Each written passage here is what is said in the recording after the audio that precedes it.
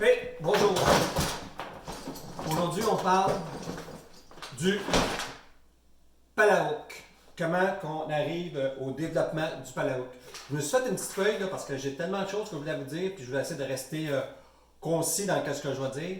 Écoutez, avant d'arriver à ça, c'est les derniers pré-production, si on pourrait dire, le pré-test de production avant la production finale. Fait que pour commencer, on va parler du développement, comme j'ai dit. On va dire, bon, OK, combien ça a pris de prototype pour arriver au produit final?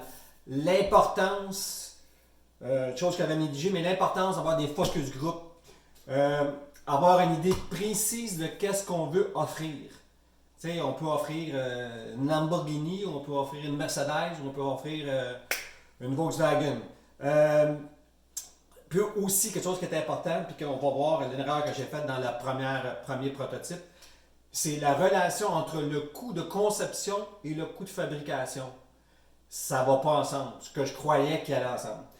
Premier proto, on se rappelle, il y a plusieurs années, 4-5 ans, je voyais le gars frapper avec une roche sur un clou sur un palapa, et de là, je pars avec l'idée, hey, je vais faire un support. Le premier prototype. Ben, écoutez, ça là, c'est exactement ça. Juste avant de dire, ça a pris 8 concepts design, c'est-à-dire des plans qu'on a fait sur des planches à papier, sur une planche à dessin. On en a retenu 3 pour aller de l'avant. Sur ces 3-là, ils ont été à la base pour fabriquer 6 prototypes pour arriver toujours au dessin final. Puis une fois qu'on a le dessin final, qu'on a le prototype, mais là, ça a pris 7 à 8 tests de résine pour bien rencontrer des exigences au niveau de la flexibilité, de l'élasticité, toutes les propriétés mécaniques du produit. Fait que ça a pris 7 tests pour ça. Fait que on vient au proto 1. Lui, là, c'était vraiment, là, j'avais donné le mandat, j'avais designé ça avec une équipe de design. En passant, une équipe de design là-dessus, là, c'est à peu près 100 à 125$ de l'heure. Fait que quand tu leur parles, c'est comme des avocats, ça charge. Ça étant dit, fait que moi, c'est ça que je voulais avoir, une petite strap et ça. Puis quand j'ai présenté ça, je savais pas, je partais de nulle part, là. Je disais, mon Dieu que c'est beau. Quand je présentais ça, je disais, mon Dieu que c'est beau. Jusqu'à temps que ma soeur, Annie, me dise, oh François, ouais, c'est beau, mais j'espère que c'est pas le produit final. De là, je me suis rendu compte que ça prenait vraiment des idées claires, faut que je groupe de ce qu'on voulait proposer. Fait que ça, c'était. On peut avoir mis aux oubliettes. Après ça, une fois qu'on a planché et qu'on a vraiment évolué là, sur qu'est-ce qu'on veut, le design, qu'est-ce qu'on veut, l'élasticité, on est arrivé avec ça ici. Ça qui se trouve être mon deuxième prototype. Là, à ce moment-là, j'avais vraiment compris que le coût de conception et le coût de fabrication, ils n'ont aucune relation. Plus que tu vas payer cher en conception, souvent c'est pour amener un produit qui va coûter moins cher à la fabrication. Dans ce cas-ci, écoute, on a fait quelques focus group, pas beaucoup. Les gens aimaient beaucoup, sauf que il y avait une connotation. C'est bizarre, hein? Les gens ont vu une connotation, je dirais, presque sexuelle, parce qu'ils disaient que ça ressemblait à un tongue. Tu sais, des culottes J-string, là. Moi, je voyais pas ça, mais à force de me le faire dire, je dois possiblement. Fait que, je l'ai fait breveter pareil, parce que j'ai fait breveter au niveau du design, du concept, de la strap, mais on ne l'a pas commercialisé. Fait que là, on est parti sur la planche à dessin. Là, on a fait le Proto 3, qui est ça ici. Fait que quand on a fait le Proto 3, fait que là, on était vraiment le monde a aimé. Puis si on remarque, dans ce cas ici, on a besoin d'un cadenas ici, un cadenas là pour faire la job, qu'aujourd'hui, seulement qu'un petit cadenas vient faire parfaitement la job, c'est-à-dire qu'on vient glisser comme ça dedans et on le barre, on le ferme, puis on glisse notre cadenas ici, fait que impossible de sortir le chose de là sans le couper comme de raison. Faut pas oublier, le cadenas, ça sert juste à sécuriser son palapa le matin. Ça n'empêche pas de se le faire voler, là, parce que le monde arrive avec un couteau, mais c'est rare, mais d'autres, des gens qui se promènent sur le bord de la plage avec des couteaux ou des machettes. Là. En tout cas, pas dans les places que j'ai été, dans tout inclus. Quand on est arrivé avec ce design-là, le monde a adoré. Tout était bien beau, sauf une petite chose que moi, j'aimais pas. C'est que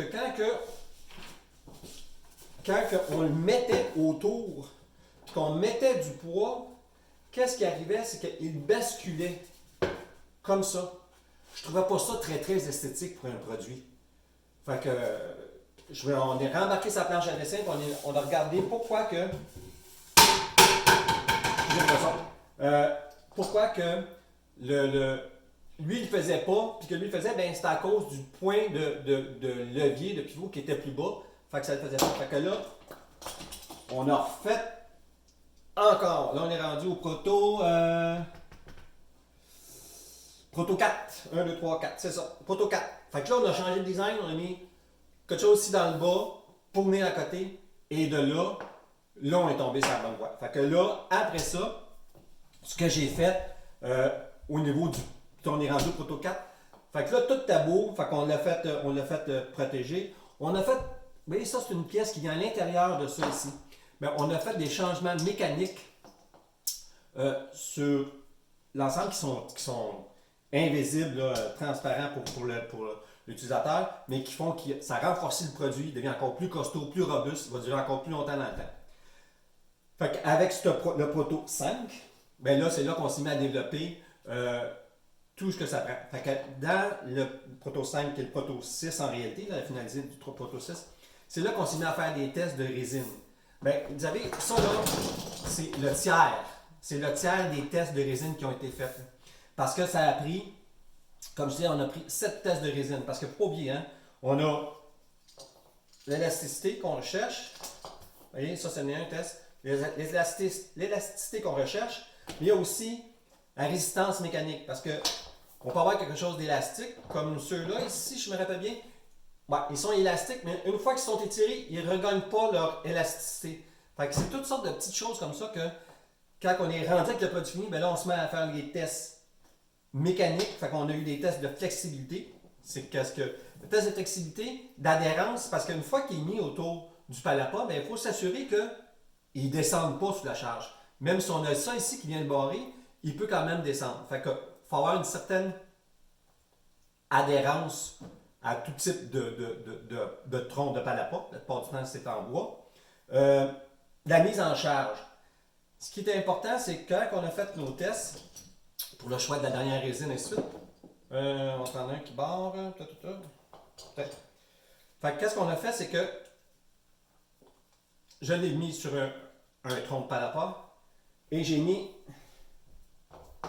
ça ici. Un petit poids de 20 livres que j'ai suspendu directement ici pour voir comment il pourrait réagir. On l'a testé, comme ça, vous savez, on peut toujours envoyer dans des tests de laboratoire, puis ça va coûter 7, 8, 10, 15 000 $, puis que là, le prix est obligé d'augmenter. Je l'ai fait un test maison, un test exagéré. Je l'ai testé pendant 3 semaines. J'ai mis le poids de 20 livres. Il est resté dessus pendant 21 jours, constamment. Et quand on l'a enlevé, il y avait 1,8 d'élasticité qui avait gagné, puis rien d'autre, aucune déformation, rien. Fait que très, très, très content de la résine. Fait que là, on a une résine qui a la bonne élasticité, a une bonne mémoire, a ça ici, ce côté de robuste, parce qu'il faut aussi un autre petit level de test, mais il faut mettre de la pression dessus si on veut le barrer en place. Bien, on a testé jusqu'à 30 livres. Fait que, pas besoin de tant que ça, parce que des amis qui l'ont testé, puis ils l'ont juste tiré un peu mis dessus, puis ça fait très bien la job. Fait que ça représente un petit peu ce que ça a pris pour développer le palapa. Comme vous pouvez voir là, c'est énormément de travail. Ça a pris. À bien des moments, on peut se décourager. Là. Je me suis découragé honnêtement. Mais aujourd'hui, la réponse des gens est tellement, mais tellement bonne que je suis vraiment content. Fait que si vous avez aimé la vidéo, si vous avez des questions, vous pouvez me contacter directement sur Messenger. Mes vidéos, partagez palao.com, likez, abonnez-vous, faites tout ça, écoutez, thumbs up. Je suis très content de vous avoir présenté ça. Prochaine fois, on va parler. Je sais pas, on verra ça. Fait que sur ce, merci, ciao!